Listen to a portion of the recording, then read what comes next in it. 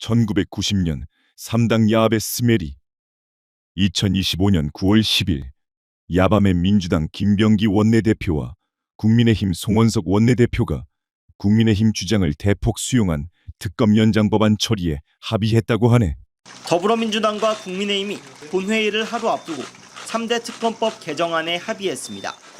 3대 특검의 수사기간은 늘리지 않기로 하는 반면 수사 인력은 10명 미만 이내로 필요할 때 늘리기로 하는데 공감대를 이뤘습니다.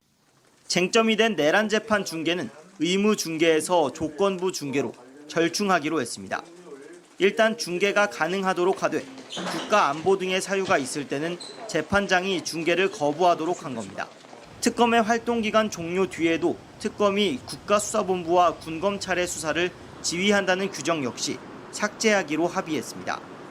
민주당의 대폭적인 양보에 국민의힘은 이재명 정부의 정부 조직 개편안 중 하나인 금융감독위원회 설치에 협조하기로 했습니다. 이 합의가 이재명 대통령의 재가 혹은 묵인 없이 이루어질 수 있었을까? 지난 6월 3일 이재명 대통령이 당선된 이후부터 뭔가 불안했어. 그의 실용적 정책 추진은 이미 알고 있었지만 그래도 자신을 죽이려고 했던 내란 세력과 야합하지는 않겠지 라고 애써 그 불안감을 떨쳐내려고 했었어.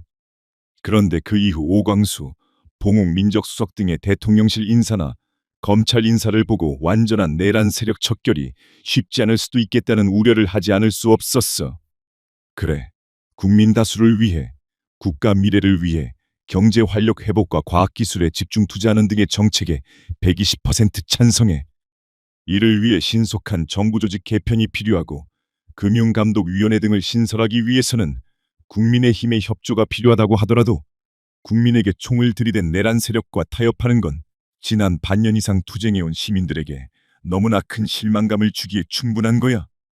1990년 김영삼도 3당 야합을 할 때 명분이야 그럴듯하게 내세웠지. 민주정의당과 통일민주당 그리고 신민주공화당은 오로지 역사와 국민에 봉사한다는 일념으로 아무 조건 없이 정당법의 규정에 따라 새로운 정당으로 합당한다. 우연의 일치라고 할지 모르지만 대통령 취임 100일 기자회견 하루 전에 이런 합의를 한 것도 정치적으로 계산된 것으로 보여. 심지어 이재명 대통령이 벌써 퇴임 후의 안전을 생각하고 있냐는 의심을 가지는 사람들도 있을 거야.